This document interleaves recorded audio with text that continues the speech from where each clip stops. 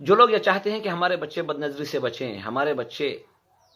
ٹوکے سے بچیں، بلاؤں سے بچیں، بیماریوں سے بچیں، صبح ایک مرتبہ، شام میں ایک مرتبہ ایک دعا ہے اور 2 سورتیں ہیں، بہت آسان ہے۔ بسم اللہ الرحمن الرحیم کے ساتھ 10 مرتبہ لیس لہا من دون اللہ کاشفا، لیس لہا من دون اللہ کاشفا 10 مرتبہ پڑھیں۔ اور قرآن پاک کی آخری 2 سورتیں ہیں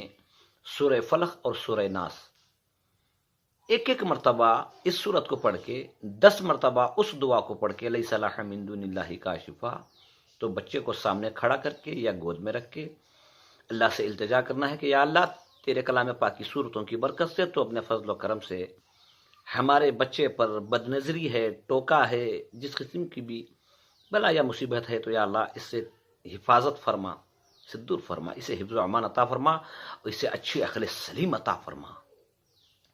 تو اس دعا کی برکت سے اس بچے کو بد نظری جو کچھ بھی ہے اس سے اللہ حفظ و امان میں بھی رکھے گا، اور وہ بچہ جیسے جیسے بڑا ہوگا تو اس کلام پاک کی برکت کے اثرات کے ذریعے اس کے اندر خیر پیدا ہوگا۔ اگر چاہتے ہیں کہ ہمارا مال بھی بچے، ہمارے بچے بھی اچھے اخلاق والے ہوں، تو میرے بھائیوں دم کرنا سیکھو، اور بچوں کو یہ تاکید کرو کہ بیٹا ان دعاؤں کو پڑھو، صبح ایک مرتبہ، شام میں ایک مرتبہ، ہاتھوں پر پھونک مارو اور چہرے پر